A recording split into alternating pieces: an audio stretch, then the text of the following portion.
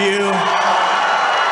We just had the biggest victory in Michigan. They said, sir, it's going to be hard. Well, we won it twice.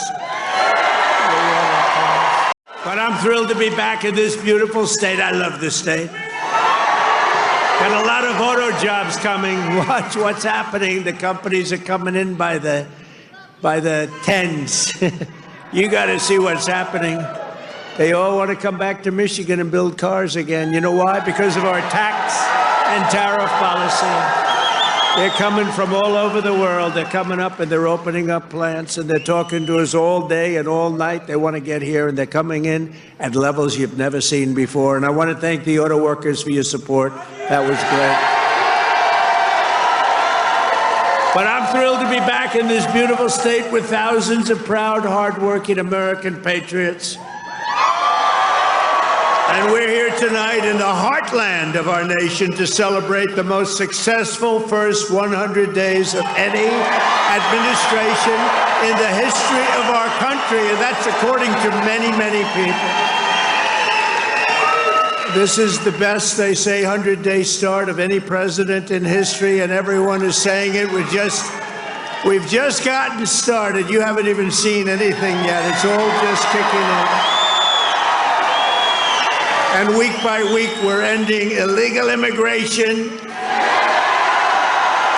We're taking back our jobs and protecting our great American auto workers and all of our workers, frankly. We're protecting all of our workers. We're restoring the rule of law, which was sort of out the window with this crazy guy we had. How the hell did that guy ever become president? Could somebody explain to me? How the hell did that happen? But we're ending the inflation nightmare, the worst that we've had probably in the history of our country, getting woke lunacy and transgender insanity the hell out of our government. We're stopping the indoctrination of our children, slashing billions and billions of dollars of waste, fraud, and abuse. And above all, we're saving the American dream. We're making America great again, and it's happening fast, too. What the world has witnessed in the past 14 weeks is a revolution of common sense. That's all it is, really. We're conservative. You're conservative, you're liberal, whatever the hell. You know what it's all about? It's about common sense when you think about it. We're for common sense. We like strong borders. We like good education. We like low interest rates. We like being able to buy a beautiful car. And now deduct the interest on the loan. That's never happened before. We want a strong military. We want low taxes. You know, the Democrats, they campaign on, we will raise your taxes. It's the first time. You know, I haven't been doing this that long, actually, compared to a lot of people. They've been doing it for a long time. They say, you became president. I can't get out of Congress, or some of them can't even get into Congress. But, you know, I haven't been doing it that long, but all my life I've been watching. And I've never heard people campaigning that they're going to raise taxes. It's always been, we will reduce your taxes, Democrat, Republican. Now they go, we're going to raise your taxes. If our bill doesn't pass, the Republicans, we have 100% just about Republican support, but it would be nice if we had just a couple of Democrats just to make sure, because, you know, every once in a while you have a grandstander Republican. We have some grandstanders, but every once in a while, not many. But remember who those grandstanders were and vote them the hell out of office, okay? Will you do that? Vote them out of office. You know, they do it they're morally bound. You know what the answer is? If you don't get it, you're going to have the highest tax increase in history instead of the greatest tax cut in history. If the Democrats prevail on this bill, you get a 58% tax increase. Would you like that?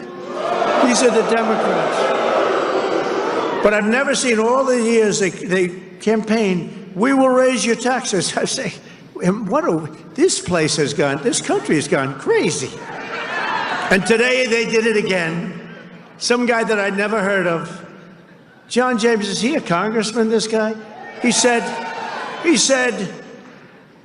ladies and gentlemen, I am going to start the impeachment of Donald Trump. What the hell did I do? Here we go again. They want to impeach me. This lunatic, he was up. Actually, I had the television way down, and I said to our great First Lady, listen, did I just hear I was being impeached again? We're getting good at this, though. No, they've gone totally crazy. These people, and you know what? They've totally lost their confidence, too. They can't even tell a lunatic like this dumb guy that said it. And then you have the other one that's always with the cane. He's always impeaching. And he raises his cane. He always impeaches. But they have no control over those people. They have no control. And the reason is they've lost their confidence. They have no confidence anymore as a party. They have no candidates. And, you know, when they say that Bernie's probably the best they have. By the way, he's about 7 years older than me, more, 8 years older. One thing I got to give him credit, he's a lunatic, but he's still pretty sharp. And he's going around with AOC +3. You know, the +3 follow him. They hang on for little bits. They hang on for nuggets. And they get crowds. They say, oh, our crowds are so much bigger than their crowds. Their crowds are small. If I ever had a crowd like their biggest crowd, they'd say it's over for Trump. He's lost the magic. But this is great, and all the people outside, we love you. We put screens up. We're taking back our country from a sick political class that got rich selling America out and bleeding America dry. We don't let that happen anymore. And we had 4 great years. We had the greatest economy in the history of our country. The stock market went up 88%. We did great. And we're going to do better now, because now we learned a little bit.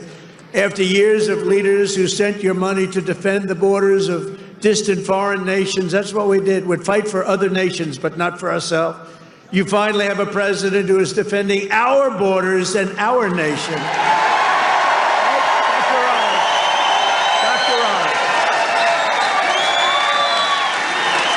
After decades of politicians who destroyed Detroit to build up Beijing, you finally have a champion for workers in the White House. And instead of putting China first, I'm putting Michigan first, and I'm putting America first.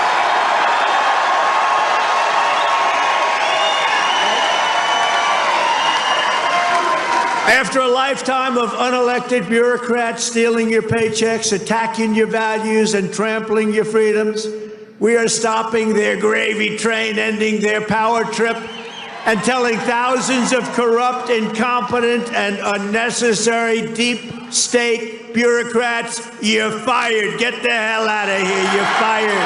Get out of here.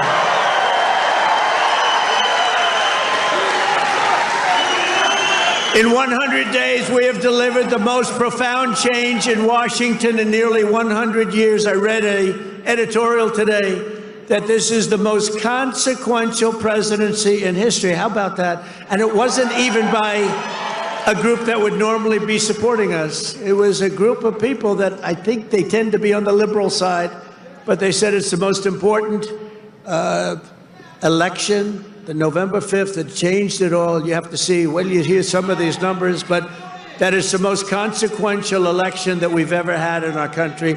And what a nice thing. I'm going to start again subscribing to that particular paper. Even if I don't read it much, I'm going to subscribe. But it was a very nice compliment, especially from them. They know who I'm talking about. We're ushering out the long reign of special interests and the radical left lunatics, and we're ushering in the golden age of America. That's what we have.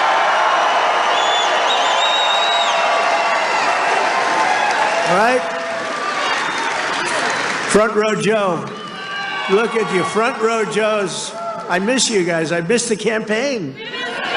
You haven't changed. You've lost a couple of pounds. Oh, he's probably getting to one of those jabbers.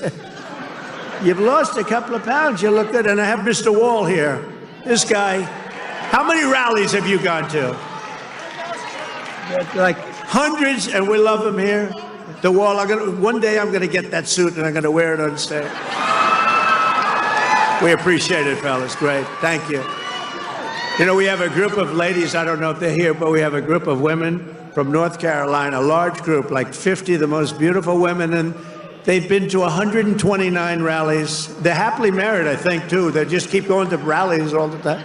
But they're great. North Carolina, where we won by big numbers. Nowhere has this transformation been more dramatic than our southern border. You have seen a change on your southern border that Sleepy Joe said couldn't happen. Sleepy Joe, the worst president in history, said it couldn't happen. The last administration engineered a massive border invasion, allowing gangs, cartels, and terrorists to infiltrate our communities and rape and murder our citizens, and that is being nice about it. That's actually being nice about it. They are the worst. But standing before you today, I can proudly report that this heinous betrayal is over and that we have achieved the most secure border in American history by far. In American history. For 2 months in a row, we have now set all-time records, and this is by the media, the fake news media, which most of it is fake. We've set all-time records for the lowest number of illegal border crossings ever recorded. Think of that, ever recorded. The number of illegal border crossers released into the United States is down, listen to this please, 99.999%. Think of that, 99.999. 3 people got in. 3. And I got angry as hell at Tom Homan. How did you allow 3, Tom? I called up Christy. Christy Noem's doing a great job, Tom Homan. I said, how did you allow 3 people? No, they allowed a few in for medical reasons. They had a couple of were very sick. The ones that got in were really very sick, and we had to take care of them, but it was a few people. But 3 people got in versus hundreds of thousands in the last administration. Hundreds of thousands a month were pouring in. Biden had no control. Thank goodness he appointed a great border czar, right? Kamala.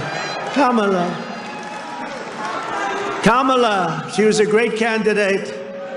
She was fantastic.